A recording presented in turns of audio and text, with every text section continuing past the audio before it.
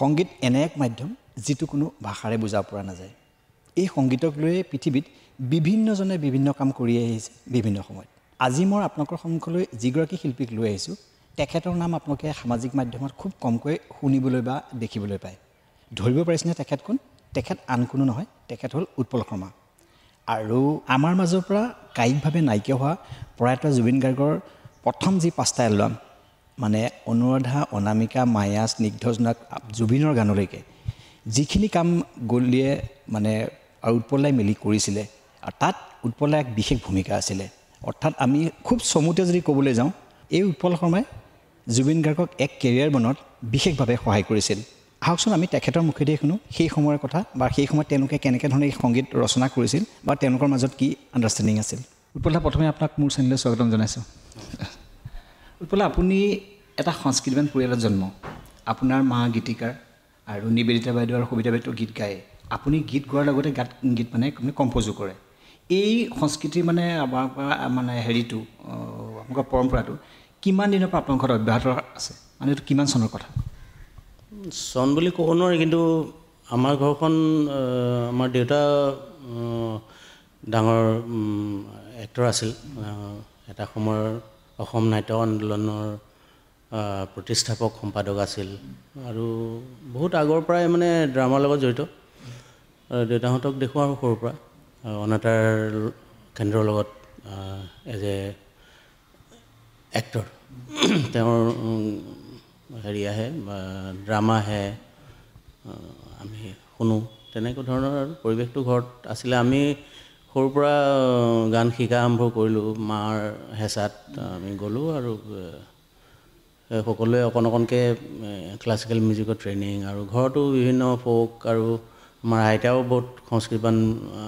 জেগাৰ পৰা অহা আইতাৰ পৰাও বহুত কি পালোঁ ফ'ক পুৰণি কিছু বিয়ানাম আইনাম এই নামৰ মানে এটা সম্ভাৰ মানে আইতাৰ হাতত আছিল মাহঁতেও আইতাৰ পৰা তেনেকৈ শিকে সেইবোৰ তো ঘৰখনত এটা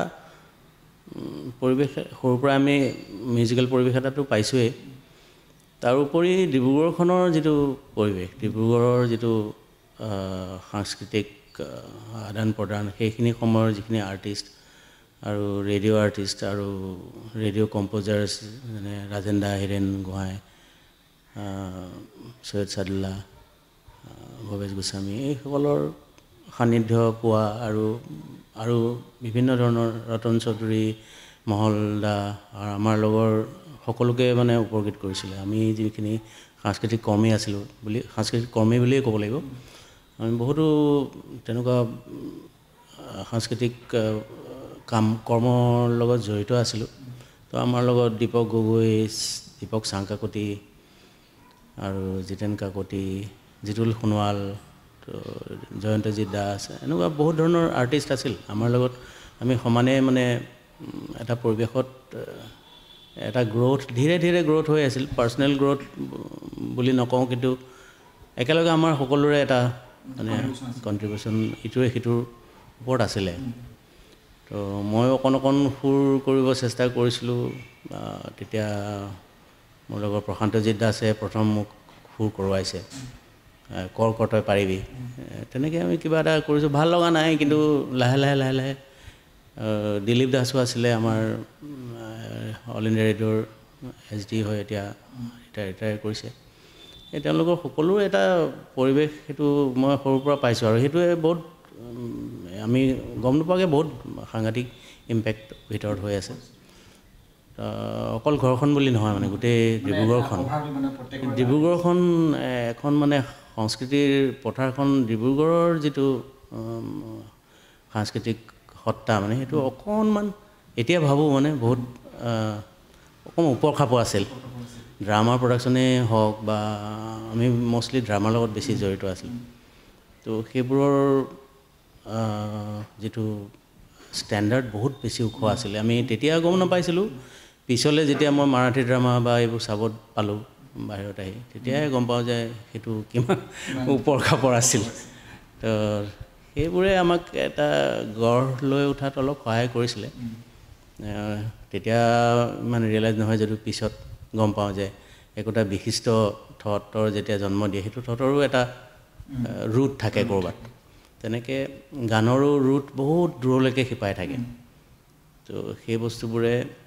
সকলোকে সহায় কৰে আমাকো সহায় কৰিছিলে মই পিছত যেতিয়া ওলাই মেলি আহিলোঁ তেতিয়া সেইবোৰে মানে ভিতৰৰ সাহসৰ দৰে কাম কৰিলে উৎপল আপুনি 1980 চন মানতেই ঠিক আপুনি মানে গান কম্প'জ কৰাৰ লৈছিলে খুব সম্ভৱ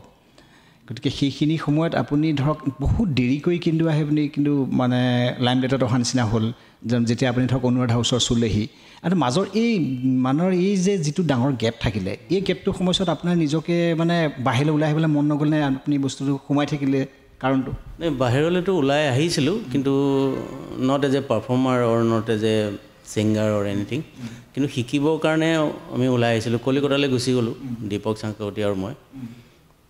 তাৰ আগতে এটা এলবাম আমি কৰিছিলোঁ মানে কেছেট এলবাম আমাৰে হিয়াৰে তো তাতে আমাৰ সকলোৰে মানে হেৰি আছিল মোৰো গান আছিলে আৰু জয়ন্তজিৎ দাস আৰু মহল দা বিজন হাজৰিকা আৰু মানে সকলোৱে মিলি আমি এটা কৰিছিলোঁ যিটো সোণোৱালো আছিলে তো তাৰপৰা সেইটো কৰি উভতি অহাৰ পিছত কলিকতাখনত কিছু বন্ধুত্বৰ সৃষ্টি হ'ল কিছু বন্ধুবৰ্গৰ তেওঁলোকে এটা সাহস দিলে আমি পিছত গুচি গ'লোঁ মোৰ একচুৱেলি ফৰ্মেলি কিবা এটা শিকিব মন আছিলে পিয়ানো বা এনেকুৱা তাতে গৈ সেই এটা সময় পাৰ কৰিলোঁ আমি তাতে কয়ৰ সংগীতৰ লগত জড়িত হৈ তো সেইবোৰ লাইমলাইটত থকা বস্তু নহয় কিন্তু শিকাৰ আগ্ৰহত তাতে তথাপিও মোৰ পিয়ানো শিকা একজেক্টলি নহ'লগৈ তাতো নহ'লগৈ অন্য কথাতে ব্যস্ত থাকিলোঁ তাৰপিছত যেতিয়া দেখিলোঁ যে বৰ প্ৰডাক্টিভ হোৱা নাই সময়খিনি তাৰপৰা গুচি আহিলোঁ গুচি আহি আকৌ ইয়াতে গুৱাহাটীত অহাৰ পিছত দীপক আৰু মই গ'লোঁ কমল দাৰ ওচৰলৈ কমল শৰ্মা এক্টৰ কমল শৰ্মাই ক'লে তহঁতি এতিয়া কি কৰিবি বোলো নাজানো কি কৰিম কমল দাই মানে ফোন কৰি দিলে হেৰিক কল্যাণ দে তেতিয়া এখন থিয়েটাৰ কৰিব লৈছিলে তাৰপৰা আমাক পাই কল্যাণ দে ভাল পালে আমি গুচি গ'লোঁ একো নভবা নিচিন্তা আৰু কোনো মানে প্লেন নাই আৰু কি হ'ব নাজানো পিছৰ তেনেকৈ গুচি গ'লোঁ এবছৰ তাতে কটালোঁ সেইখিনি এক্সপিৰিয়েঞ্চে কিছু মোক সহায় কৰিলে কাৰণ তেতিয়া এখন সৰু কীবৰ্ড কিনিছিলোঁ দীপকে কিনিছিলে এখন কীবৰ্ড সেইখনতে কিবা কিবি বজাই মেলি থাকি প্ৰেক্টিচ কৰি মেলি কিবা নিজৰে বাওঁ হাতখন অকণমান মানে কোনো শিকোৱা নাই কিন্তু কি এই দুইখন হাত কেনেকৈ হেৰি কৰোঁ সেইটোক লৈ পেলাই মানে কিবা কিবি কৰি তাতে সেই বছৰটোত অকণমান নিজকে ইম্প্ৰুভ কৰিলোঁ চাগে আৰু তাতে যিখিনি মিউজিচিয়ান আছিলে তেওঁলোকক মানে ৰগৰি তেওঁলোকক দি বেলেগ মিউজিক কৰোৱাই তো এসপ্তাহৰ ভিতৰত মিউজিক সলনি কৰি পেলাওঁ তো এটা এক্সপেৰিমেণ্টেশ্যন এটা হ'ল সেইটোৱে পিছলৈ সাহসটো বাঢ়িলে যেতিয়া আকৌ ঘূৰি আহিলোঁ গুৱাহাটীলৈ আকৌ নাজানো কি কৰিব লাগে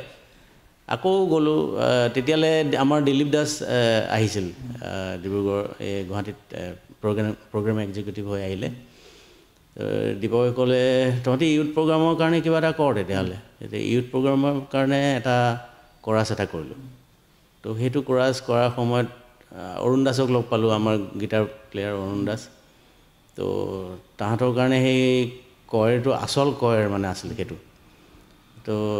everybody was impressed by that song and then সিহঁতি পিছত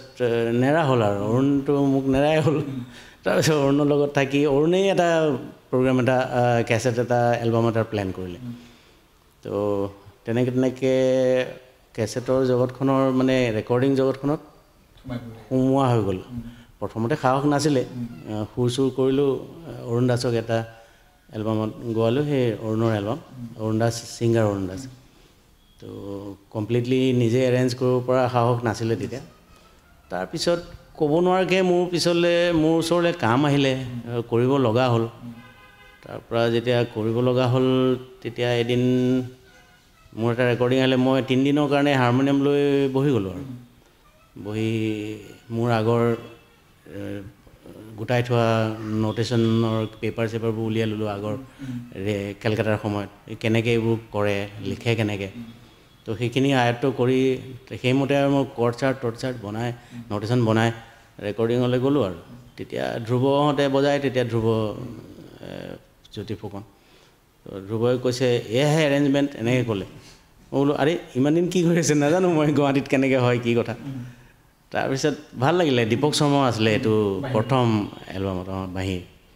তো তেনেকৈ য়ং চামক লৈ এটা এলবামৰ ৰেকৰ্ডিং হ'ল গানবোৰ খুব বেছি মানে আকৰ্ষণীয় নাছিলে তথাপিও হ'ল আৰু তাতে ৰিদীপ দা আহিলে গালেহি দুটা গান সেই এক্সপিৰিয়েঞ্চটোৱে লাহেকৈ ৰাজুৱে বজাইছিলে আমাৰ চান্তা উজিৰৰ ভায়েক ৰাজুৱে গৈ ঘৰত গৈ ক'লেগৈ ল'ৰা এটা নতুন আহিছে মাতি আনচোন তাক বুলি ক'লে তাৰপৰা ভূপেন দাই লগ পালে ভূপেন দাই ক'লে তুমি গান কেইটামান বনোৱাচোন তেনেকৈ মই চান্তা উজিৰৰ কাৰণে গান বনালোঁ তাৰপৰা সেইবোৰ গানৰ ৰেকৰ্ডিং হ'ল লাহে লাহে কনফিডেঞ্চটো বাঢ়ি আহিলে আৰু তেনেকৈ মই সোমাই পৰিলোঁ তেতিয়া এইটো 87ৰ লাষ্টৰ ফালে 88 তেনেকুৱাত আৰু তাৰপিছত এটা কাম অহা হ'ল মই যথেষ্ট বিজি হৈ গ'লোঁ যে তেতিয়া জুবিনহঁতে ৰেডি হৈছে আৰু মানে তেওঁলোকে যোৰহাটৰ পৰা এটা দুটা কাম আহে তেতিয়া সিও আহি চাবলৈ আহে তেনেকৈ পিছত ষ্টুডিঅ'ৰ ছেশ্যনবোৰত মানে সি থাকে আৰু তাৰপিছত উভতি যায় আকৌ তেনেকৈ নিজৰ গানটো সি ৰেডি কৰি আছিলে মই নাজানো আৰু সেইবোৰ তাৰ মাজতে তাৰ এলবামটোৰ প্লেন হোৱালৈকে মই ইতিমধ্যে মোৰ ইয়াতে সকলো কাম সামৰি মই এৰিলোঁ আৰু মিউজিক মই যাবলৈ ল'লোঁ চাকৰি এটা পালোঁ শ্বিলঙলৈ গুচি গ'লোঁ তো মই ধৰি ল'লোঁ যে মোৰ ইমানেই আছিলে কাম আৰু মোৰ সমাপ্ত আৰু তেতিয়া আৰু কিছুমান পৰিস্থিতি আছিলে যিবোৰ কাৰণে মন নাছিলে আৰু গান কৰা মিউজিক কৰা তো মই গুচি গ'লোঁ তাতে অলমষ্ট 6 মাহমানৰ পিছত কিবা সকলো পাহৰি যোৱাৰ নিচিনাই হ'ল তাৰপিছত আকৌ দেৱ বৰকটকী আহি ওলালেহি এবাৰ দেৱ বৰকটকী সৰু আছিলে তেতিয়া খুব তেওঁলোকৰ ক'লে যে মই গোটেইখিনি আমাৰ প্ৰডাকশ্যনৰ গোটেইখিনি মই চম্ভালিবলৈ লৈছোঁ মই নাজানো একো আপুনি মোৰ লগত থাকিলে মই কৰিব পাৰিম তাৰপিছত তাক অকণমান ছাপৰ্ট দিবৰ কাৰণে কেইটামান এলবামৰ কাৰণে আমি বম্বেলৈ মাজে মাজে গ'লোঁ সেই আৰু ছুটি লৈ যাওঁ কৰি আহোঁ তথাপিও আমি মানে একো বিশেষ হোৱা নাই মানে ৰাংঢালী বুলি এটা এলবাম কৰিলোঁ কুমাৰ চানু আৰু অভিজিত সিহঁতি আছিলে তো সেই ৰিজাল্টটো পোৱা নাই কাৰণ গানৰ চিলেকশ্যন আৰু চব মিলি মানে পাক্কা জেগাটো বিচাৰি পোৱা নাই আৰু মোৰ গানো তাতে সন্নিৱিষ্ট নাই সি গান কালেক্ট কৰি আনে কাৰোবাৰ পৰা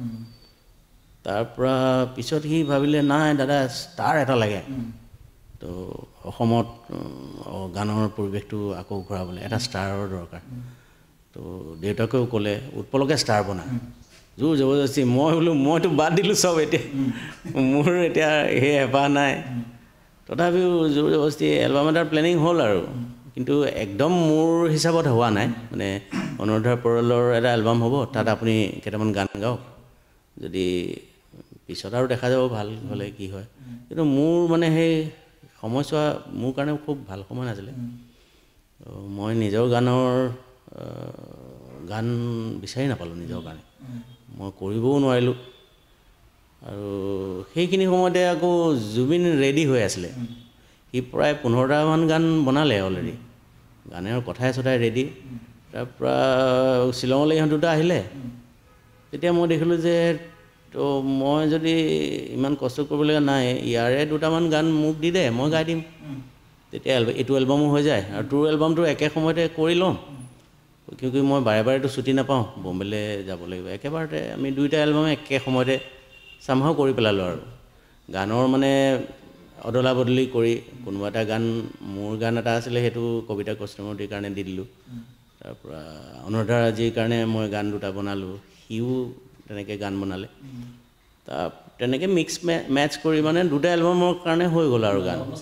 একেলগতে দুইটা হৈ গ'ল তাৰপৰা সেইকেইটা মই জানো কিন্তু তাৰ গানৰ যিটো ষ্টেণ্ডাৰ্ড হৈছিলে মই জানো যে ইটো ছুপাৰ হিট হ'ব আৰু যে ওলাবৰ লগে লগে মোৰ এইটো এনভিজন হৈ গৈছিলে কিন্তু মোৰ নিজৰ গানৰ ওপৰত মোৰ কনফিডেঞ্চ নাছিলে কাৰণ মোৰ মানসিকতা তেনেকুৱা আছিলে আৰু তথাপিও ভাবিছিলোঁ আৰু অকণমান মানুহে যদি প্ৰশংসা কৰে হয়তো মই নিজকে ছিংগাৰ বুলি ভবা আৰম্ভ কৰিলোঁ হয় বা কিবা অকণমান হ'লেও উৎসাহ পালোঁ হয় কিন্তু সেই খুব সোনকালে অনামিকাটো ৰিলিজ দি দিয়া হ'ল অকণমান গেপ দিয়াৰ কথা আছিলে কিন্তু পিছলৈ গেপটো দিয়া নহ'লে আৰু 6 দিনমানৰ ভিতৰতে এইটো ৰিলিজ হৈ গ'ল তাৰপিছততো যিটো ষ্টাৰ বিচাৰি ফুৰিছিলে সেইটোতো দেৱই পাই গ'ল ষ্টাৰ ওলাই গ'ল তাৰপিছত মোৰ কাম নাই আৰু এনেকুৱা হৈ গ'ল নাই এনেই দেৱই কৈছিলে যে আপুনি কৰক আকৌ কিন্তু মোৰ অলৰেডি হেঁপাহ নাই সেই তেতিয়া কিন্তু আমাৰ যিটো ইউথৰ আচল যিটো এনাৰ্জেটিক পিৰিয়ড সেই পিৰিয়ডটোতো আমি গাঁও ভূঞে কোৰাছ গায়ে কটালোঁ বিষ্ণুজ্যোতি ৰাভা কৰোঁতেই গ'ল তো এইখিনি সময় আৰু it was not that time not that energy হ'লেও পজিটিভ মাইণ্ডছেট এটা লৈ কৰিব পৰা গ'লহেঁতেন কিন্তু কিবা প্ৰকাৰে সেইখিনি সময়ত মোৰ মাইণ্ডছেটটো পজিটিভ ইমান নাছিলে তথাপিও জুবিনৰ গান মানুহে ভাল পালে তাৰপৰা আকৌ এটা প্লেন হ'ল মায়াৰ প্লেন হ'ল তাৰ মাজতে সিহঁতি অহা যোৱা কৰি থাকে শ্বিলঙলৈ আহে গানবোৰ এই অনামিকা আপোনাৰ ৰেকৰ্ডিং হ'ল ঠিক 92ত লাষ্টৰ ফালে 92ত অনামিকা ৰেকৰ্ডিং হ'ল তাৰপিছতে আৰু 92 অনামিকাৰ লগতে আপোনাৰ অনুৰাধাৰ ৰেকৰ্ডিং চলি থাকিলে কিন্তু ইয়াৰ আগতে আপুনি আৰু এটা মানে এলবামৰ কাম কৰিছিলে সেইটো হ'ল পুবেৰুণৰ লগত মানে পুবেন বুলি এটা এলবাম ওলাইছিলে তাত বৃষ্টি দত্তৰ গান এটা গাইছিলে এই গান এটা সেইটো গানতো কিন্তু আপুনি মিউজিক কৰিছিলে সেইটো 91টা ৰেকৰ্ডিং হৈছিলে আৰু এটা কাহিনী আছে মানে গলিয়ে যেতিয়া মানে প্ৰথম FM ষ্টেচনত গান গাবলৈ গৈছিলে মানে সেইটো 91ৰ কথা তাতো নীলু চক্ৰৱৰ্তীয়ে তেওঁ 3টা গান গাইছিলে এই সন্ধ্যা দেৱীৰ গান এটা আছিলে গলিৰ নিজৰ গান এটা আছে আৰু প্ৰয়াত হীৰেণ ভট্টদেৱৰ এটা গান আছিলে বকুল ফুলৰ এই গানটো এই গানটা চলি থকা সময়তে ডেৰগাঁৱৰ আৰু এজন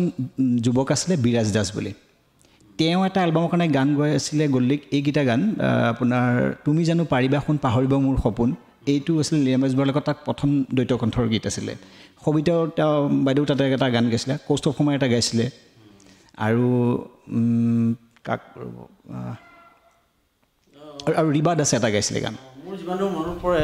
ঋতু নামৰ আৰু এটা এলবাম হৈছিলে বোধহয় সেইটো কথাই কৈ আছা তুমি একজেক্টলি মই সেইটো কথাই কৈছোঁ সেইখিনি সময়ত এই গানখিনি ৰেকৰ্ডিং হ'ল কিন্তু মানে তেওঁলোকে পাব্লিছ নকৰিলে আৰু পিছত তাৰমানে যেতিয়া গলি সেইখিনি সময়তে আপোনালোকে ৰেডি কৰিছে অনুৰাধা আৰু অনামিকা অনুৰাধা আপোনালোকে ৰিলিজ কৰাৰ পিছত সেই 92তে ৰেকৰ্ডিং কৰিলে কৌস্তভ শৰ্মাই আপোনাৰ সপোনৰ সুৰ বুলি এলবাম সপোনৰ সুৰ নামৰ যিটো এলবাম আছিলে সেই এলবামটোৰ গলিয়া অৱস্থাত ৰিলিজ দিলেগৈ সেইটো অনামিকা ৰিলিজ হোৱাৰ ঠিক 93 পিছৰ ফালে সপোনৰ সুৰটো ৰিলিজ পালেগৈ এইবিলাক এলবামতো আপুনিতো যথেষ্টখিনি কমপ্লিটভাৱে মই যিমান দূৰ জানো আপুনি সম্পূৰ্ণভাৱে তাত জড়িত হৈ আছিলে সেইখিনি সময়ত এই বস্তুবিলাক আপোনালোকে আচলতে কেনেকৈ ধৰণে ভাবিলে বা আপোনালোকৰ সেইখিনিখন কম্প'জিশ্যনবিলাক কমপ্লিট আপোনাৰে আছিলে নে আৰু বেলেগৰ কাৰোবাৰ লগত ইয়াৰ লগত মানে ইনভলভ আছিলে মোৰ ক্ষেত্ৰত কথাটো হ'ল মই এজ এ মিউজিক এৰেঞ্জাৰ তেতিয়া গুৱাহাটীত কাম কৰি থাকোঁ তো মোৰ ওচৰলৈ মিউজিকটো কৰাবলৈ আহে তো ষ্টুডিঅ'ৰ এক্সপিৰিয়েঞ্চ যিহেতু নাথাকে গানৰ সুৰ আৰু কথা তেওঁলোকে লৈ মেলি আহে মই খালি মিউজিকটো কমপ্লিটলি এৰেঞ্জ কৰি তো সেইধৰণে এইকেইটা সপোনৰ সুৰৰ গান আগতে ৰেকৰ্ড হৈছিলে তাৰপৰা ঋতু আগতে হৈছিলে এই তাৰপিছতে অনামিকাটো পিছত আহিছে কাৰণ সেইকেইটাত জুবিনে এটা দুটা গান গাইছিলে আন কোনোবাই গাইছিলে এনেকুৱা আৰু সবিতায়ো গাইছিলে তাৰপৰা সেইটো সেই এক্সপিৰিয়েঞ্চটোৱে তেওঁলোককো মানে হেৰি কৰি কনফিডেঞ্চটো বঢ়াইছিলে তো জুবিনে পিছত নিজৰ কাৰণে আৰু গান বনালে সেইখিনি সময়তে সেই তেনেকৈ গানৰ এটা বেংক এটা সি বনাইছিল তো সেইকাৰণে যেই প্লেন হ'ল অনামিকাৰ তেতিয়া সেইকেইটা গানকেইটা চিলেক্ট হ'ল যে এইকেইটা গান এই চিলেকশ্যনত আমি ডিছকাশ্যন কৰি এইবোৰ কৰোঁ আৰু তাৰ মাজত কেতিয়াবা কোনোবা এটা গানৰ অলপমান প্ৰব্লেম হ'লে বা কিবা হ'লে তেতিয়া মই মোৰ ষ্টকৰ পৰা কিবা এটা গান দি দিওঁ তেনেকুৱা হয় আৰু এক্সচেঞ্জ হয় প্ৰতিটো এলবামতে কিবা নহয় কোনো এটা গান মোৰ পৰা যায় বা কিবা হয় এনেকুৱা হয় কিন্তু তাৰ হাতত যথেষ্ট গান আছিলে তেতিয়া গতিকে ইমান প্ৰব্লেমো নহয় মানে এই ফিমেল ছঙৰ অভাৱ হয় অকণমান গলিয়ে গানবোৰ নিজৰ কাৰণে বনোৱা হয় ফিমেল ছং অলপ কম থাকে তো তেতিয়া মোৰ পৰা এটা গান লৈ লয় তেনেকুৱা হয় আৰু অনামিকা এলবামটো একচুৱেলি আপোনালোকে ৰক ভাৰ্চন কৰাৰ কথা কিয় চিন্তা কৰিছিলে সেইখিনি সময়ত নাই ৰক সংগীতটোৰ প্ৰভাৱ মোৰ ওপৰত অলৰেডি পৰি আছিলে আৰু মই সেইটো এলবাম বুলি নহয় মানে তাৰ আগতেও সম্পূৰ্ণ হোৱাৰ আগতেও মই মোৰ এক্সপেৰিমেণ্টেশ্যন মই অলৰেডি ষ্টাৰ্ট কৰিছিলোঁ আৰু কিছুমান গান মোৰ শান্তাবুজিৰে গাইছিলে আৰু মই গোৱাৰ কথা আছিলে 2টা গান সেইকেইটা গান সেইখিনি সময়ত ওলাই অহা হ'লে মানুহে বুজি পালে এই সংগীতৰ যিটো ৰাস্তা ঘূৰিলে সেইটো ক'ৰ পৰা ঘূৰিলে মানুহে গম পালে হয় কিন্তু দুৰ্ভাগ্যবশতঃ সেইকেইটা গান আজিও নহ'লগৈ আৰু তাৰ মাজত এটা গান শান্তাবুজিৰে গাইছিলে সপোন তুমি মোৰ সপোন বুলি সেই গানটোত সেই ৰক ফৰ্মেশ্যন ৰক মিউজিকৰ ফৰ্মেটতে হৈছিলে সেইটো আৰু তেতিয়া আমাৰ যথেষ্ট লিমিটেশ্যন তাৰ মাজত মিউজিচিয়ান আছিলে কিন্তু ট্ৰেক নাছিলে আমাৰ বেছি ট্ৰেক 8টা ট্ৰেকৰ ভিতৰতে যিমান পাৰি কৰিব লাগে এতিয়া কিছুমান বস্তু কৰাই নহয় মনতে থাকি যায় তথাপিও তাৰ মাজতে আমি কৰিছিলোঁ আৰু তো এই সংগীতৰ যিটো তুমি যদি ক'ব খোজা ধাৰা বা কিবা এটা বুলি সেইটো মই কনচিয়াছলি চেঞ্জ কৰিব বিচাৰিছিলোঁ সেইটো মোৰে প্ৰচেষ্টা বহুত দিনৰ পৰা চলি আছিলে আৰু সেইটো বস্তু ইহঁতি সকলোৱে লক্ষ্য কৰি থাকে তো সেই বস্তুবোৰে কাৰোবাক ইহঁতক ইমপ্ৰেছো কৰিছে আৰু সেইমতে সেই ধৰণৰ গান বনোৱাৰ মানে এতিয়া জুবিনৰো মনত সেইবোৰ ৰেখাপাত কৰি আছে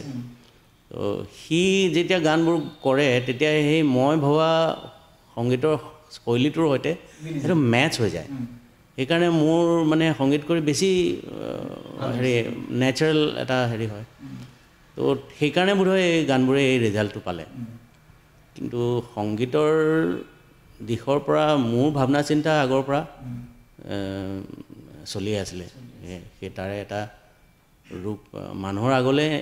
অনামিকাটোৰ পৰা গৈছে কিন্তু হ'লেও বস্তুটো আগৰে অনামিকা আৰু অনুৰাধাৰ মাজৰ যিটো মানে ৰিলিজিং গেপ এইটো হাৰ্ডলি চাগে 15 বা 20 দিন হ'ব খুব সম্ভৱ তেনেকুৱাই 6-7 দিনেই হ'ব নেকি যিটো প্লেন নাছিলে প্লেনটো আছিলে এটলিষ্ট এমাহমান গেপ দিয়াৰ কিন্তু কিবা প্ৰকাৰে অকণমান আগলৈ অনা বাধ্য হ'ল কিবা চিটুৱেশ্যন কি হ'ল ক'ব নোৱাৰি আৰু এতিয়া অনামিকাৰ একচুৱেলি আমি এতিয়া বহুত কথা কৈ আছে মই আপোনাক বিশেষকৈ আপুনি সেই সময়ত ষ্টুডিঅ'ত মজুত আছিলে অনামিকাৰ একচুৱেলি ৰেকৰ্ডিং সময়ত ষ্টুডিঅ'ৰ ভিতৰত কোন আছিল আৰু কোনে কি পাৰ্ট বজাই আছিলে সেইখিনি সময়ত তেতিয়া আমাৰ এটা ক'ৰ গ্ৰুপ এটা আছিল ৰিডিম গিটাৰত থাকে মষ্টলি অৰুণ দাস আৰু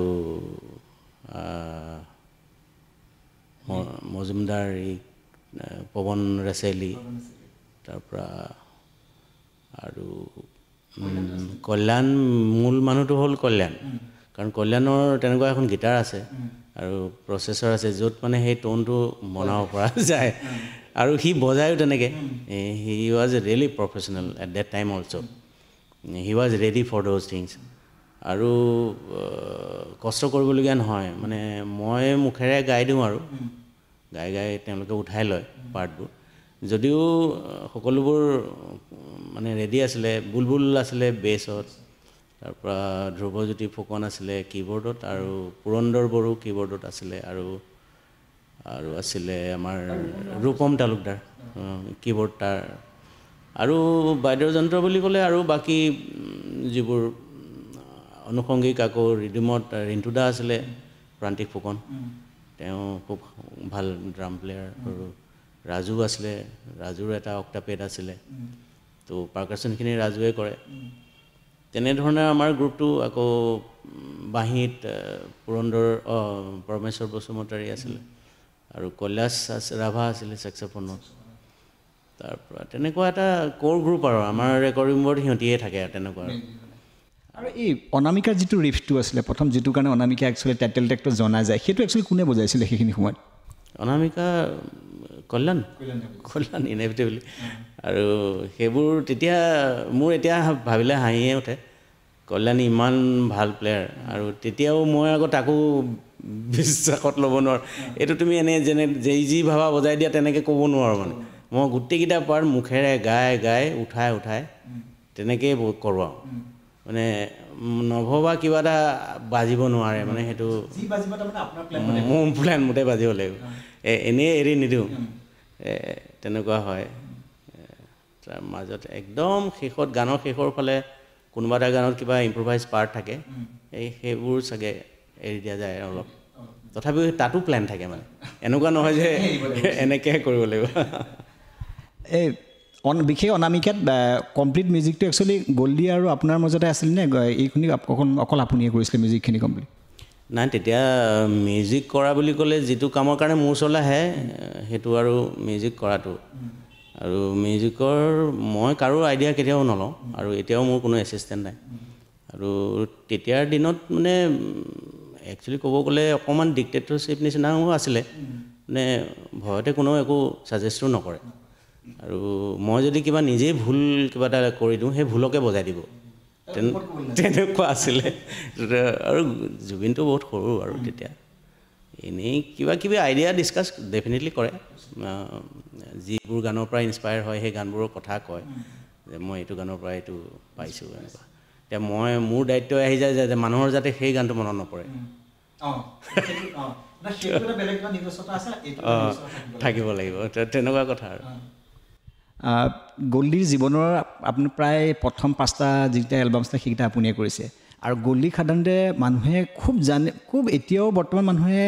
ভালকৈ খুব গম পায় এটা হ'ল অনামিকা আৰু মায়া কাৰণ এই দুইটা টাইটেল ট্ৰেকটোতে যথেষ্ট মানুহৰ মাজত আজিও মানে হিয়া চুই যোৱা নিচিনা বা শুনিলেও যথেষ্ট ভাল লগা নিচিনা মই যিমান দূৰ জানিবলৈ পোৱা মতে মায়া নামৰ গীতটোত এখন মানে এটা গীটাৰৰ পাৰ্ট আছে এই গীটাৰ পাৰ্টটো আচলতে সেইখিনি সময়ত মানে কোনে বজাইছিল আৰু মানে কেনেকৈ সৃষ্টি হৈছিল এইটো মায়াটো সেইটো সম্পূৰ্ণ মানে গীটাৰ অৰিয়েণ্টেড গান আছিল আৰু সেইদিনাখন আনলাকিলি কল্যাণ আহি নাপালেহি ৰেকৰ্ডিঙত আৰু কল্যাণ নোহোৱাৰ কাৰণে মোৰ অলপ প্ৰব্লেম হ'ল কাৰণ মই যিকেইটা পাৰ্ট বনাইছোঁ সেইকেইটাতো একদম গীটাৰ ইলেক্ট্ৰিক গীটাৰৰ পাৰ্ট তো লাষ্টত ধ্ৰুৱজ্যোতি ফুকনৰ এখন চেম্পলাৰ কীবৰ্ড আছিলে W30 তাতে এটা চেম্পল আছিল মাত্ৰ সেইটো ইলেক্ট্ৰিক গীটাৰ চেম্পল তো ধ্ৰুৱই কৈছে মোৰ হাতত এটা চেম্পল আছে মানে আৰু চেম্পল হয়তো আছিল কিন্তু সেই কীবৰ্ডখনৰ অলপ লিমিটেশ্যন আছিলে মেমৰি কম এটা চেম্পল লোড হৈ যায় তো ৰূপমে ক'লে মোৰো এখন ইলেক্ট্ৰিক গীটাৰৰ পেচ এটা আছে যিটো চলি যাব এনেই তাৰ আৰু ধ্ৰুৱৰ আৰু ৰূপমক ভাগ কৰি দিয়া হ'ল তো গীটাৰ পাৰ্টৰ ফাৰ্ষ্ট পাৰ্টটো ধ্ৰুৱে বজাব ছেকেণ্ড পাৰ্টটো সি বজাব আৰু মাজৰ আকৌ অন্য টনৰ প্লেয়িঙো আছে গোটেইবোৰ প্লেয়িং ভগাই লৈ সিহঁত দুটাই অকলে বজালে গীটাৰ নোহোৱাকৈ হৈ গ'ল আৰু এনেই ৰিদম গীটাৰ আছিলে আৰু অন্য গীটাৰ আছিলে কিন্তু লিড গীটাৰৰ কাৰণে কোনো নাছিল তো তেনেকৈ গানটো হৈ গ'ল আৰু গানটো যথেষ্ট সোনকালে ৰেকৰ্ড হৈছে মানে 45 মিনিটমানৰ ভিতৰত গানটো হৈ গৈছে তো এভৰিবডি ৱাজ ছাৰপ্ৰাইজ যে ইমান সোনকালে কেনেকৈ হ'ল সেইটো এটা বেলেগ ষ্টৰী ইয়াত প্ৰয়াত ভূপেন হাজৰিকাদেৱৰ বিশেষ এটা উল্লেখযোগ্য অৱদান আছে গল্ডিৰ মানে এই কেৰিয়াৰটোলৈ আগবাঢ়ি অহাত সেইখিনি সময়ত আপুনি এই গোটেই যিটো সংমিশ্ৰণ আছিলে গোটেই মানে ইউনিটিৰ লগত আপুনি এতিয়া যদি সেই কথাটো ভাবে মানে কেনেকুৱা এটা ধৰক আপোনাৰ নষ্টালজিক মুমেণ্ট মনত পৰে সেইটোতো হয় এতিয়া মেজিকেল এটা পৰিৱেশ আছিল তেতিয়া আৰু ভূপেন দা as a personality he was so' supportive that time he use to suggest many things আৰু নিজেই এটা ইম্প্ৰুভ কৰি থকাৰ এটা মন আছিলে তেওঁ বহুত ক্ষেত্ৰত মানে সেই তেওঁৰ ষ্টুডিঅ'ত কৰাটো আমাৰ সেইটো কাৰণেই আমি তেওঁৰ ষ্টুডিঅ'ত বেছিকৈ কৰোঁ কাৰণ তেওঁৰ পৰা এটা মিউজিকেল এটা এম্বিয়েঞ্চ এটা পোৱা যায় নিজেই তেওঁ ইমান ডাঙৰ মিউজিক ডাইৰেক্টৰ আৰু বহুতখিনি কথা তেওঁকতো ক'বইলগীয়া নহয় তেওঁ বুজিয়ে পাই যায় এতিয়া সেই গীটাৰ পাৰ্টটোৰ কেনেকুৱা টোন আহিব লাগিব ৰেকৰ্ড কেনেকুৱা হ'ব লাগিব কোনটো ৰিভাৰ্ব ইউজ কৰিলে আৰু কোনটো ডিলে ইউজ কৰিলে সেই টোনটো আহিব এইবোৰ আৰু মই ভাবিব লগা নহয় তো সেই এটা সুবিধা আছিলে আৰু তেওঁ যথেষ্ট হেল্প কৰিছিলে আৰু ট্ৰেকখিনি আমি ইয়াতে পূৰা ৰেডি কৰি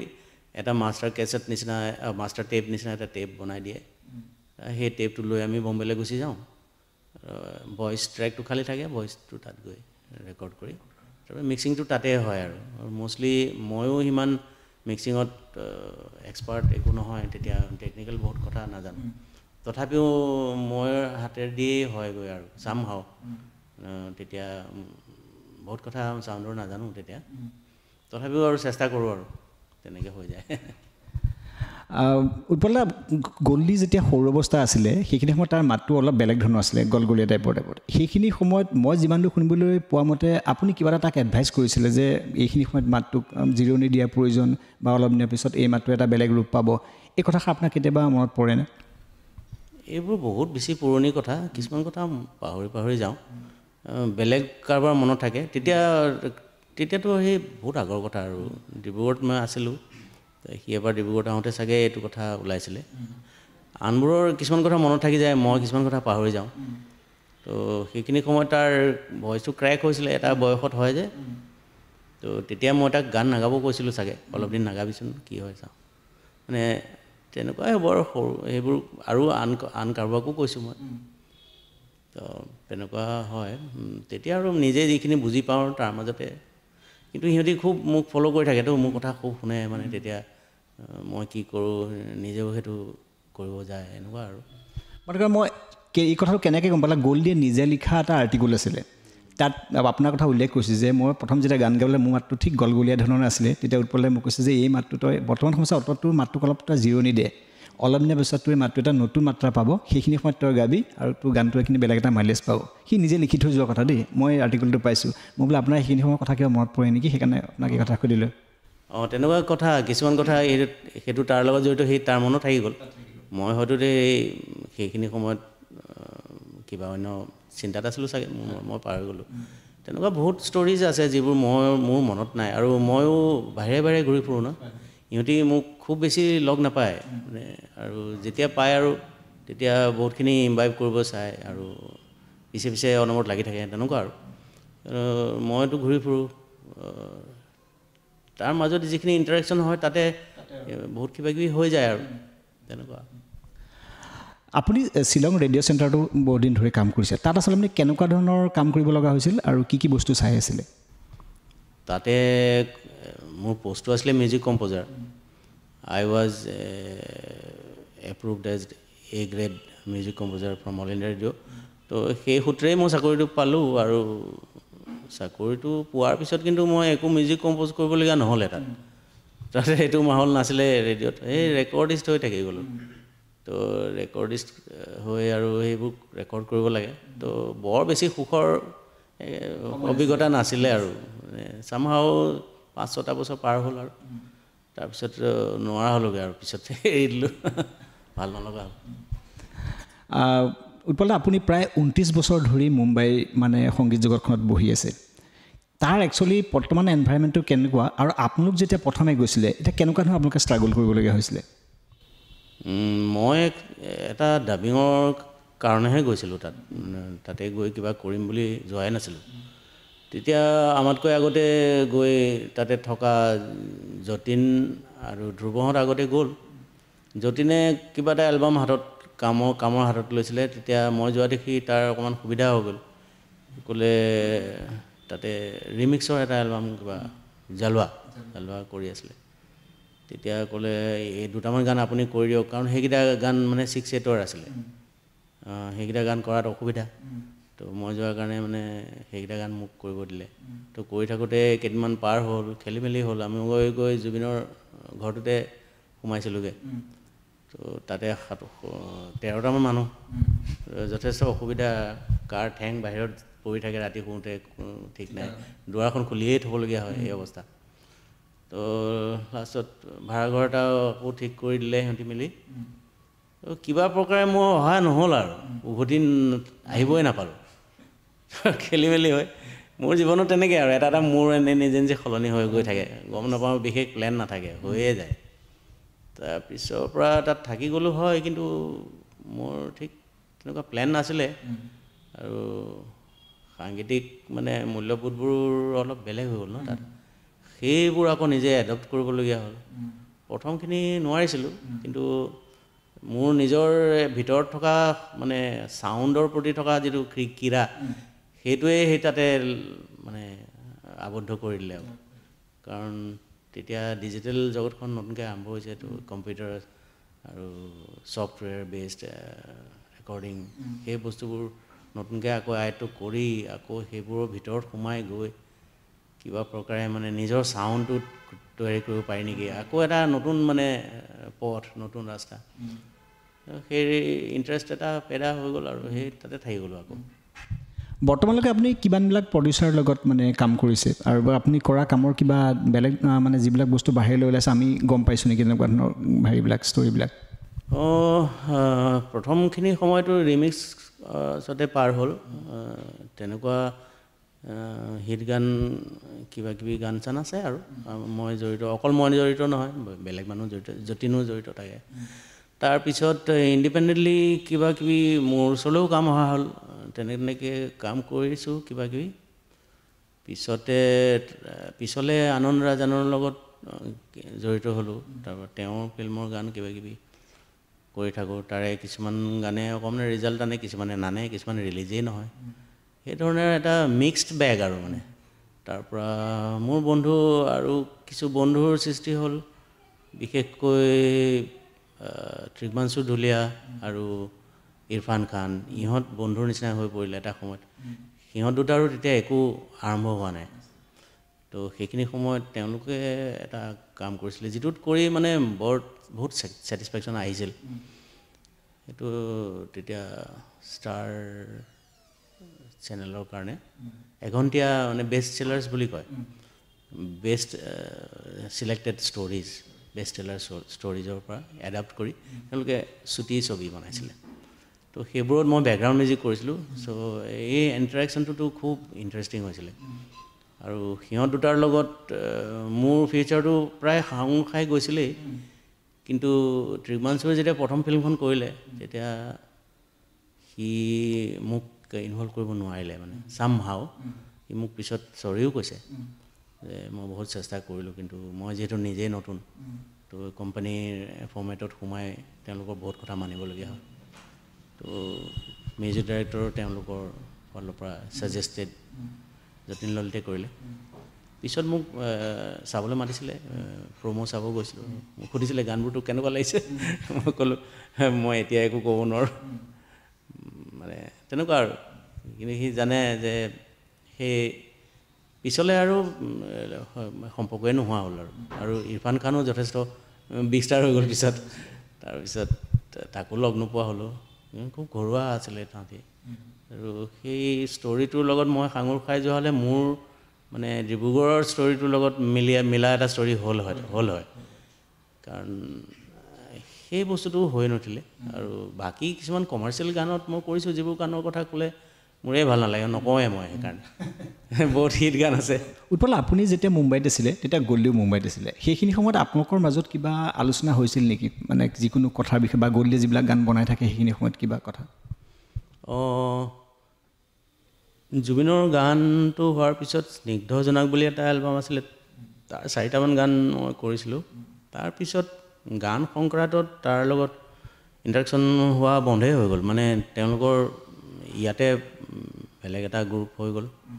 চব মিলি। আৰু তেতিয়ালৈ বস্তুবোৰ সহজ হ'ল আচলতে, মানে মিউজিক কৰাটো বহুত সহজ হৈ আহিলে লাহে লাহে। সহজ ইন এ চেঞ্চ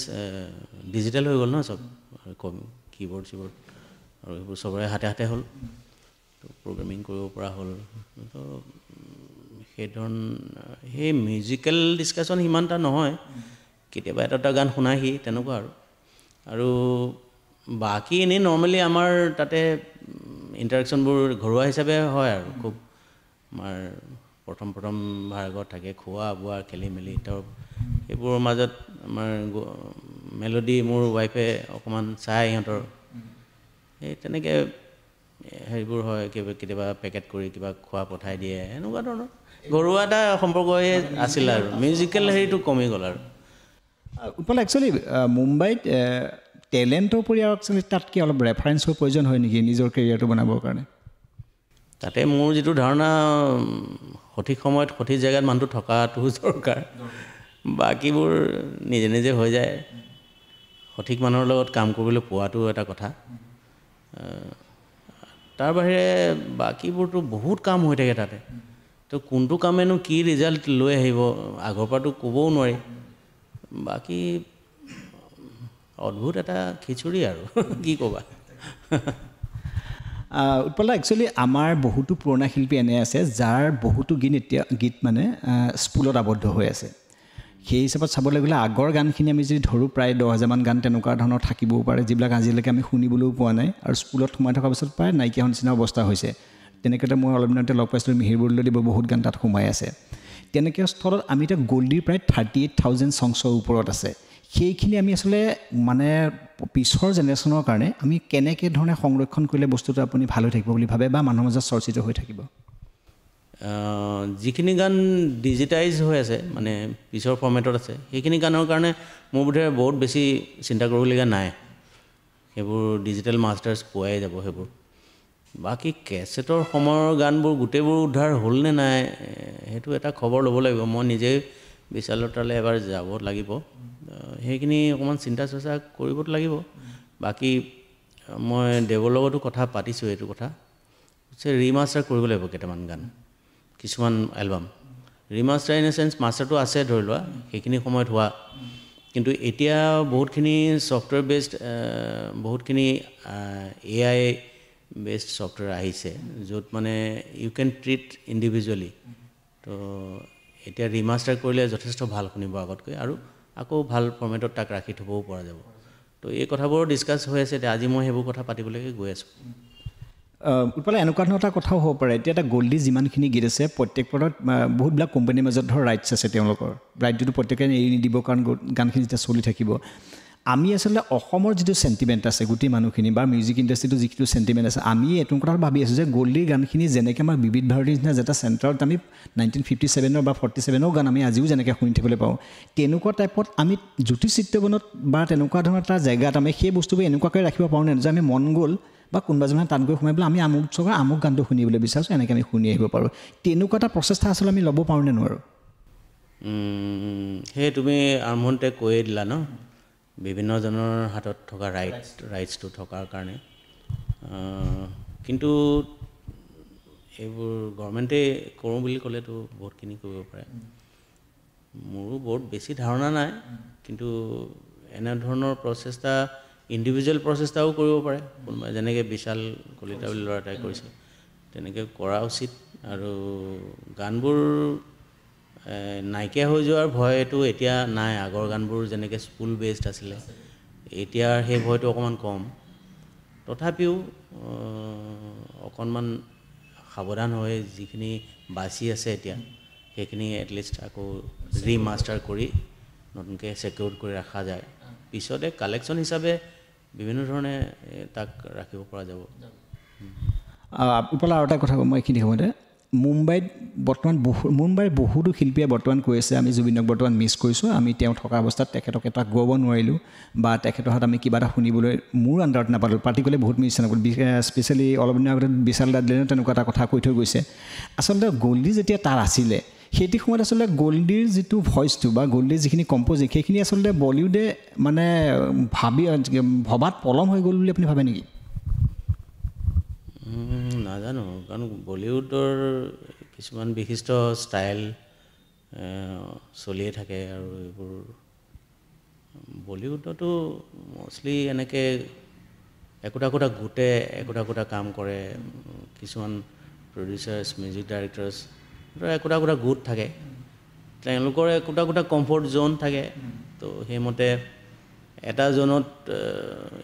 গল্ডী সোমাই গ'লে তো তাক নেৰিব তেনেকুৱা কিন্তু কেতিয়াবা সেই জ'নবোৰত পূৰাকৈ সোমাই পৰিবও নোৱাৰি কিছুমান বস্তুত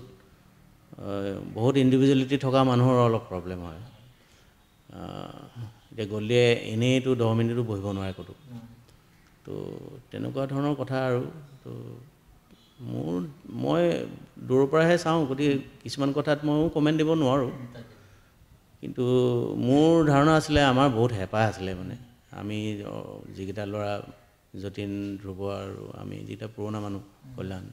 সিহঁতি আমি সেইটোৱে বিচাৰিছিলোঁ যাতে সি তাতে থাকক অকণমান আৰু নাম হওক আৰু তো আমি বিচৰা ধৰণে যিটো হৈ নুঠিলেগৈ মানে যিটো ভাবিছিলোঁ সেইটো নাই হোৱা কিন্তু অসমত কাম কৰি যিখিনি কৰিছে সেইখিনিতো বেলেগ কথা সেইখিনিৰ কাৰণেতো ঠিকেই আমি ভালেই পাওঁ কিন্তু মনত এটা হেঁপাহ আছিলে একচুৱেলি ইণ্ডিয়াৰ নম্বৰ 1 ছিংগাৰ যদি সি হৈ গ'লহেঁতেন আমাৰ অলপমান বুকুখন বেছি ফুলিলেহেঁতেন উৎপলা এটা কথা মই 1989 পৰা গল্ডীক লাষ্ট 2025লৈকে পালোঁ তাক লগত ইমানখিনি সময় কটোৱাৰ পিছত মই এনেকুৱা যেন এটা অনুভৱ হয় গল্ডীৰ একচুৱেলি মনৰ পৃথিৱীখনত সি যিটো বস্তু ভাবিছিলে তেনেকুৱা ধৰণে ভবা সি মানুহবাৰ বিচাৰি মানে পাইছিলে নাই যেন লাগে মোৰ এনেকুৱা এটা কিবা কুৱেশ্যন মাৰ্কো হৈ যায় সি যিখন পৃথিৱীত থাকে বা তাতকৈ সি বহুত তলত থকা মানুহৰ লগত কথা পাতি থাকিব লগা হৈছিলে বা সি যিখিনি বস্তু ভাবিছিলে সেই তেনেকুৱা ধৰণৰ ফিলত তাৰ লগত কথা পাতিবলগীয়া মানুহ নোহোৱাৰ কাৰণে লাষ্টৰ সময়ছোৱাত সি অকণমান ডিপ্ৰেছ ফিল কৰা যেন আপোনাৰ অনুভৱ হয় নেকি নাজানো এনেকুৱা হ'বও পাৰে আৰু এই যিখন জগত তাৰ আশে পাশে সৃষ্টি হ'ল সেইখন জগতটো বজাৰহে একচুৱেলি সেইখন বজাৰৰ কাৰণে নিজকে অনবৰত ৰেডি কৰি থাকিব লাগে আৰু এই বজাৰখন যাতে সঠিকভাৱে চলে তাৰ কাৰণেই চিন্তা চৰ্চা কৰিবলগীয়া হয় এজ এন আৰ্টিষ্ট মানুহৰ যিটো এটা সত্তা থাকে সেই আৰ্টিষ্টিক সত্তাটো সদায় লগত থাকে নিশ্চয় কিন্তু অকল সেই সত্তাটো লৈ সি থকা নাছিলে সি বজাৰখনৰ কথাও ভাবিছিলে তো সেইমতে বিভিন্ন ধৰণৰ মানুহ তাৰ আশে পাশে আছিল যাৰ তেনেকুৱা শৈল্পিক সত্তা হয়তো নাথাকিব কিন্তু বজাৰখনৰ কাৰণে ইম্পৰ্টেণ্ট আৰু সেইখনৰ নিজস্ব ডিমাণ্ডছ থাকে তো সেইমতে তেহেঁতি আগবাঢ়ি যায় কৰে আৰু আমি বাহিৰৰ পৰাই চাই কিছুমান কথা বুজি নাপাওঁ পটককৈ কৈ দিব নোৱাৰোঁ এইটো ভাল এইটো বেয়া বা কাৰণ বহুত আশে পাশে জড়িত আৰু বহুত ধৰণৰ কথা থাকে যিবোৰ হঠাতে গম নাপায় এনেই তাক লগ পালে আমি ধৰি লওক কিবা এটা কৈ দিলোঁ তো সি শুনিলে কিন্তু সি জানে যে দাদা এইটো বুজি কেনেকৈ পাব তেনেকৈ বহুতবাৰ ইণ্টাৰেকশ্যন হৈছে কিন্তু ময়োতো নাজানো আৰু তাৰ আঁৰত আৰু কি ঘটিছে কি কথা হৈ আছে এইবোৰ কথাত আমি মানে মাথো ভাবিবহে পাৰোঁ কিন্তু এইটো কথা হয় যে সেই আগৰ জুবিন পিছৰ জুবিন দুটা জুবিন আছে সেইটোতো হয় এতিয়া এইখন জগতৰ ডিমাণ্ড যিটো সেইমতে থাকিবলগীয়া হোৱাৰ ফলতে তাৰ একেবাৰে চবতকৈ ডাঙৰ লোকচানটো হৈ গ'ল জীৱনটোৱে দিব লগা হ'ল উৎপল এটা কথা অতিমাত্ৰা সৰল আৰু ত্যাগ কৰাটো প্ৰত্যেকজন মানুহৰ কাৰণে ক্ষতিকাৰক একচুৱেলি হ'ব পাৰে নেকি যিটো মানে গল্ডীৰ ক্ষেত্ৰত প্ৰায় দেখা গ'ল গল্ডীৰ সেই যিটো তাৰ মেণ্টেল স্পেয়াৰ যিটো সেইটো সি সদায় সেই স্পেয়াৰটোত থাকিব বিচাৰে য'ত সি কমফৰ্টেবল হয় ইফ হি মানে ষ্টাৰ্ট একিউজিং আদাৰ পিপল অফ চাম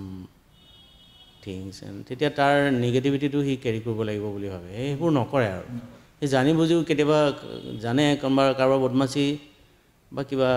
গম পায় কোনোবাই কিবা ঠগি দিছে কিবা কৰিছে তথাপিও সি সেই তাৰ নিজৰ মেণ্টেল স্পেয়াৰটো অ'কে ৰাখিবৰ কাৰণে সেইবোৰলৈ নাযায় আৰু তেনেকৈ বস্তুবোৰ এভইড কৰে কিন্তু লোকচানবোৰ সীমিত যেন লাগে প্ৰথমতে কিন্তু পিছলৈ বৰ ডাঙৰ লোকচানো হৈ যায় কেতিয়াবা আৰু গোটেই দৃশ্যবোৰ এতিয়া বাহিৰৰ পৰা চালে কিছুমান বস্তু লাগে আমাৰ মনলৈ কিন্তু তাকতো সময়ত আমিওতো ক'ব নোৱাৰিলোঁ আমিওতো সলাব নোৱাৰিলোঁ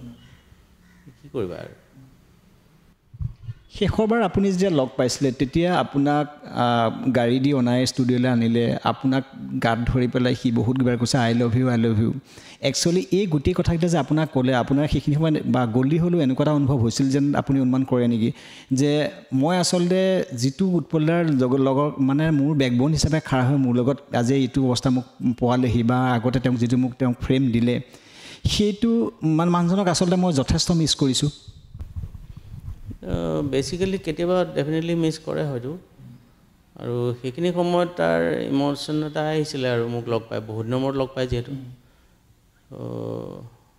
আকৌ সি ঘূৰি গুচি গ'ল অকণমান দেৰি পিছত সি অন্য কথা পাতা আৰম্ভ কৰিলে অন্য কথা গানো শুনালে বহুত কিবা কিন্তু সেই ভিতৰত এটা টান এটা আমাৰ দুটাৰ আছিলে ন আমি মানে আত্মিকভাৱে সম্পৰ্ক এটা আছিল যিটো মানে ডিনাই কৰিব শিকিব নোৱাৰে ময়ো নোৱাৰোঁ কাৰণ কিছুমান বস্তু একচুৱেলি প্ৰিডেষ্টিন থাকে তেনেকুৱা কিবা হয়তো আমাৰ সোল কণ্ট্ৰেক্ট আছিল তো সেই তেনেকুৱা এটা বস্তু ফিলিং থাকে ভিতৰত তো সেইধৰণে সি আগতো যেতিয়া মোৰ লগত কেতিয়াবা অকলশৰে সময় কটাবলগীয়া হয় মোৰ লগত মোৰ হাতখন ধৰি থাকে কথা নাপাতিলেও আমাৰ কিছুমান কথা হৈ যায় মানে এনেকুৱা এটা জোন আছিলে আমাৰ ভিতৰত মানে সেইটো হি কেন ফিল ইট আৰু সেই বস্তুটো লাষ্টলৈকে গম পালোঁ সেইটো আছিলে বাকী জগতখনে তাক যিটো কৰিছে সেইটোক লৈ মই তেতিয়াও অকণমান সমালোচনাও কৰিছিলোঁ সেইদিনাখনো কৰিছোঁ সেইদিনাখনো মই তাৰ ভাল লগাকৈ কোৱা নাই মোৰ এতিয়া ভাৱ হয় তাৰ ভাল লগাকৈ কিবা এটা কৈ দিয়া হ'লেই ভাল আছিলে নেকি মিছাকৈ মনক কষ্ট দিলোঁ বা তেনেকুৱা মই কিবা কিবি ক'লোঁ সেইদিনাখন যিবোৰ কথা এতিয়া সিও হয়তো সেইবোৰ কথা বুজাৰ সীমাত নাই হয়তো তেনেকুৱা হ'ল কি ক'বা আৰু উৎপলাক এতিয়া আপোনাৰ এটা অনুৰাধা প্ৰথম আপোনাৰ এলবাম আছিলে কেতিয়াবা আপোনাৰ মন যায় নেকি যে আগতেতো মই গান গাইছিলোঁ আৰু এতিয়াও গান গাব পৰা অৱস্থাত আছিলোঁ বা তেনেকুৱা ধৰণৰ আৰু এটা এলবাম কৰোঁ বা তেনেকুৱা এটা গীত গাওঁ নাই বহুত দিনৰ পৰা বহুত বছৰৰ পৰা বহুতে কৈতো থাকে এইবোৰ কথা আৰু মই মিউজিকতে থাকোঁ যদিও গান গোৱা বুলি ক'লে নহয় এটা দায়বদ্ধতা আহি যায় এজ এ ছিংগাৰ আৰু নিজৰ ভইচটো এটা তৈয়াৰী অৱস্থাত ৰাখি থোৱা সেইমতে সময়ত শোৱা সময়ত উঠা এই বস্তুবোৰ হৈ নুঠেগৈ মই এতিয়া অসমলৈ আহিছোঁ কেইদিনমান আছোঁ তো কেইদিনমান শুইছোঁ ভালকৈ সময়ত এতিয়া মই কথা বতৰা কোৱাৰ ভইচটোও সলনি হৈ গৈছে তো এই বস্তুটো কৰিবলৈ নাপাওঁ কাৰণে গান গোৱা নহয়গৈ আৰু কেতিয়াবা ক'ৰবাত কিবা হামিং কৰি দিয়া বা কিবা হাৰমনি কৰি দিয়া সেইবোৰ কৰি থাকোঁ মই মাজে মাজে গানৰ মাজত এনেকুৱা মোৰ ভইচটো ইউজ কৰোঁ আৰু এজ এ ইনষ্ট্ৰুমেণ্ট গুগলে একচুৱেলি হামিং কিং বুলি গল্ডিক আখ্যা দিয়াৰ পিছত আপোনাক কোনোবাই সুধিছিলে নেকি গল্ডিৰ বিষয়ে যিকোনো কথা নাই এইটো কথা আলোচনা হোৱা নাই কিছুমান বস্তুৰ গল্ডিৰ লগত সেইখিনি সময়ত মানে যিহেতু সি বহুত য়ং আছিলে তেতিয়া তো কিছুমান বস্তুৰ এক্সচেঞ্জ আমাৰ নহ'লেই থাকি গ'ল তাৰ মাজত এটা সেই হামিংটো সি যিকণ ভাবিলে সি সেইকণ লৈ সি কৰিলে কিন্তু আৰু বহুত বাকী আছিল আৰু ভইচটোৰ বিষয়েও বহুত ডিছকাশ্যন কৰা বাকী থাকি গ'ল আৰু তেনেকুৱা বহুত কথা থাকি গ'ল বাকী এনেই একো ডিছকাশ্যন হোৱা নাই এইটোৰ বিষয়ে এতিয়া বৰ্তমান আপুনি মুম্বাইত থকা সময়ছোৱাত কিবা মানে কামত ব্যস্ত হৈ আছে নে যিবিলাক ধৰক আপোনাৰ আহিবলগীয়া প্ৰজেক্ট আছে মই এতিয়া মষ্টলি মিক্স মাষ্টাৰিঙে কৰোঁ বেছিকৈ আৰু প্ৰগ্ৰেমিং আৰু এৰেঞ্জমেণ্ট অকণমান কমি গ'ল কিন্তু কৰোঁ তথাপিও কিছু প্ৰজেক্ট এনেকৈ মিক্স হৈ বেলেগ ধৰণৰ প্ৰজেক্ট মানে কোনোবাটো মিক্সিঙৰ প্ৰজেক্ট কোনোবাটো এৰেঞ্জমেণ্ট কোনোবাটো প্ৰগ্ৰেমিং এনেকৈ চলি আছে কাম কিছুমান হৈ আছে তাৰ মাজতে কিছুমান কাম মই ইয়াত কৰিব পৰা লৈ আহিছোঁ ইয়াতো কৰি দিওঁ উৎপলা গল্ডিৰ একচুৱেলি নোহোৱাৰ পিছত মানে কায়িকভাৱেতো সি আমাৰ মাজত নাই এতিয়াত এটা আচলতে শূন্যতাৰ ঠিক অভাৱ নিচিনা হৈছে আমাৰ মাজত কিন্তু এই শূন্যতাটো পূৰাবৰ কাৰণে আচলতে অসমৰ শিল্পী সমাজে কি কৰিব লাগিব বা অসমত আমি এনেকুৱা কিছুমান টেলেণ্ট দেখে নেকি বা মানে যিয়েই গল্ডি নিচিনাকৈ কিবা এটা ষ্টাৰ হিচাপত ওলাই আহিব পাৰে কাৰণ এই ফিল্ডখনতো কোনোবা নহয় কোনোবা এটাই ধৰা আগ্ৰহী কিবা এটা কামটো কৰিবই লাগিব এই কামটো চলি থাকিব আৰু ছিংগাৰো ডেফিনেটলি আছে আৰু আহিব পিছলৈ কিন্তু এই শূন্যতাটো পূৰ হ'ব এইটো আশা নাই কিন্তু অন্য এটা এৰিয়া সৃষ্টি হ'ব এইটো পূৰ্ণ নহয় আৰু এইটো তেনেকুৱা আৰু প্ৰত্যেক আৰ্টিষ্টে নিজস্ব এটা কঢ়িয়াই আনে নিজস্ব এটা এৰিয়া মানুহৰ মনত স্থিতি হয় সেইটো থাকি যাব তেনেকৈ বাকী নতুন এৰিয়া মানুহৰ মনত তৈয়াৰী কৰিব পৰাকৈ তেনেকৈ সম্পূৰ্ণ গুণসম্পন্ন শিল্পী ডেফিনেটলি আহিব আৰু হৈ যাব তেনেকুৱা কাম যিটো নেচাৰেল আৰু নেচাৰেটো দিবই তেনেকুৱা উৎপলক বহুত দিন ধৰি গল্ডীৰ লগত আপুনি প্ৰায়তো 5-6টামান এলবামৰ লগত জড়িত আছে আপ টু জুবিনৰ গানলৈকে মানে অনুৰাধাৰ পৰা ষ্টাৰ্ট কৰি সেইখিলৈকে অনামিকা মায়া স্নিগ্ধ জোনাক আশা এই গোটেইবিলাক কাম কৰাৰ পিছত মই কিন্তু কোনোদিন আপোনাৰ এটা পাব্লিকেলি বাইট শুনা পালোঁ যে আমুকত ময়ে কাম কৰিছোঁ বা আমুকটো জেগাত মই আমুকক বজোৱাইছোঁ ইমান নীৰৱে আপুনি কাম কৰি গুচি গ'ল কিয় কেতিয়াও আপুনি নাভাবিলে যে মই কিবা এটা কথা মানে কোৱা উচিত বুলি বা মানে ক'ৰবাত কিবা এটা মানে হেৰি কৰা মই একো ভবা নাই আৰু ভাবিবলৈ মই মানুহটো ইয়াত নাথাকোৱে এই কথাবোৰ তল পৰি গ'ল আৰু তল থাকি গ'ল আৰু নেচাৰেলি হৈ গ'ল তেনেকুৱা আৰু মোক কোনোবাই সুধিলে মই ক'লোঁ হয় মোৰ ওচৰলৈওতো কোনো অহা নাই আৰু ময়ো ক'তো যোৱা নাই তেনেকুৱা আগৰ পৰা মই অকণমান দূৰত থাকি মোৰ ভালেই লাগে আৰু কামবোৰ একচুৱেলি আমি কৰি উঠোঁ কৰি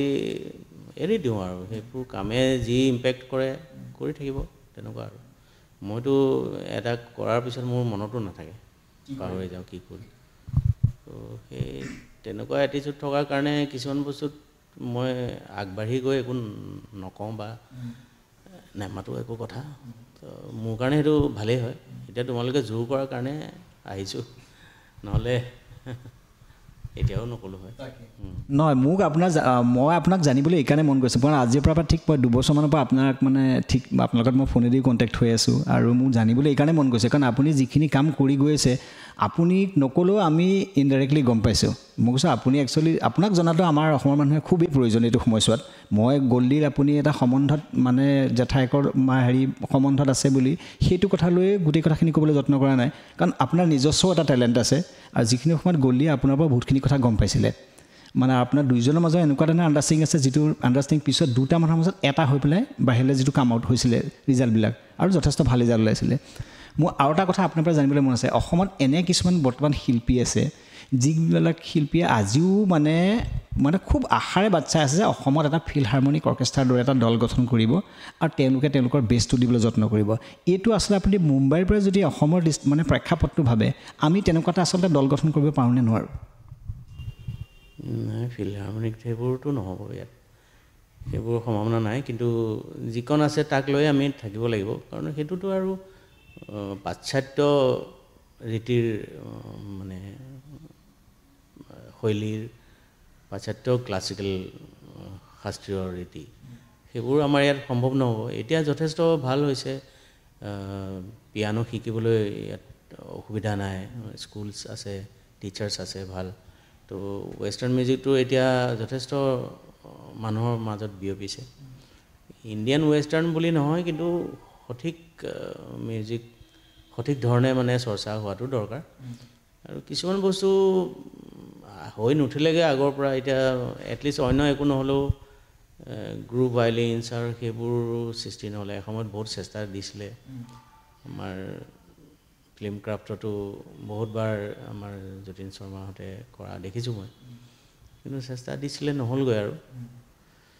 আৰু সেই কিছুমান বস্তু হয়তো হৈ নুঠিব হ'বও পাৰে কিন্তু তাৰ মাজতে কাম কৰিব লাগিব আৰু পৃথিৱীখনো লাহেকৈ গাঁও এখনৰ নিচিনা হৈ আহিছে আজিকালি সম্ভৱ ইয়াৰ পৰা গৈ বাহিৰত গৈ ৰেকৰ্ড কৰি আনিব পাৰিব তেনেকুৱাও ৰাস্তা আছে বিভিন্ন ধৰণে এইবোৰ আমি হয়তো বেলেগ এখন ছবি দেখা পাম ভৱিষ্যতে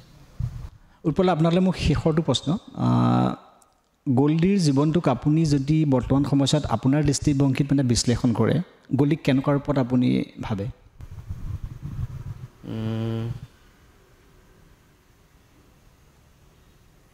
গল্ডীৰ সঠিক তাৰ যিটো এক্সপাণ্ডেড কনচিয়াছনেছ বুলি মই আগতে কৈছিলোঁ সেইটো বুজি চাব লাগিব মানুহে সি কিয় তেনেকৈ ভাবে সি কিয় জীৱ জন্তুৰ প্ৰতি তাৰ ভালপোৱা আৰু নেচাৰৰ প্ৰতি যিটো তাৰ একাত্মতাটো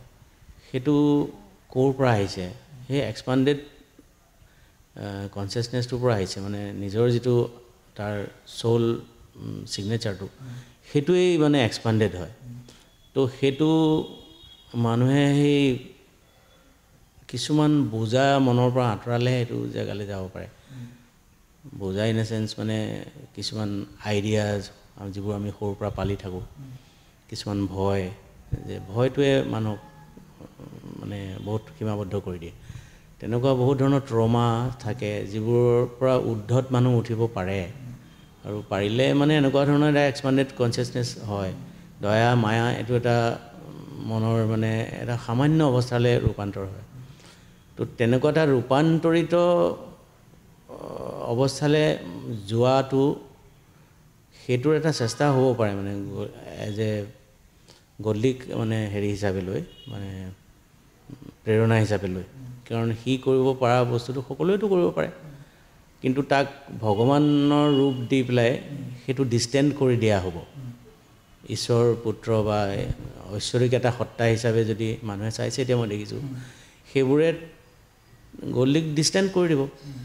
গডলিটো সেইটো ভবা নাই গডলিটোৰ সম্পৰ্কই নাই এই আইডিয়াবোৰৰ লগত সিটো এজ এ মানুহ সি কিমানখিনি এক্সপাণ্ডেড হ'ব পাৰে সেইটো সি নিজেই কৰি দেখুৱাই গ'ল সি মোক লাষ্ট টাইম লগ পাওঁতেও কৈছিলে যে এইটো মোৰ এটা অংগ হৈ গ'ল জীৱনৰ মানে আহোঁতে মোৰ 2 ঘণ্টা লাগে ইমান মানুহক হেল্প কৰিবলগীয়া হয় মই পাৰোঁ নোৱাৰোঁ কিন্তু মোৰ এইটো অংগ হৈ গ'ল মই কৰিবই লাগিব তো এই ধৰণৰ এটা জেগালৈ সি গুচি গৈছে তো এইটো এটা সিওতো সাধাৰণ ল'ৰা এটা হিচাপেতো গৈছে তো সকলোৱে কৰিব পাৰে সকলোৱে এটেম্প্ট কৰিব পাৰে যে সকলোৱে মনৰ সত্তাটো বঢ়াব পাৰে ডাঙৰ বিশাল কৰিব পাৰে সেইটো কৰিব তেতিয়াহে পাৰিব যেতিয়া ইয়াক ফ'ল' কৰিবলৈ চাব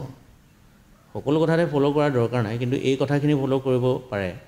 গানৰ কথাটো মই কোৱা নাই মানে এজ এ পাৰ্চন কিন্তু ঈশ্বৰ পুত্ৰ কৈ দিলে আৰু সেইটো বহুত দূৰলৈ গুচি যাব আৰু মই সেইটো ভাবোঁ উৎপলদা আপুনি আপোনাৰ যথেষ্ট ব্যস্ততাৰ পিছত আপুনি এইখিনি মোক যে সময় দিলে তাৰ বাবে আপোনাক অশেষ ধন্যবাদ থেংক ইউ ভেৰি মাছ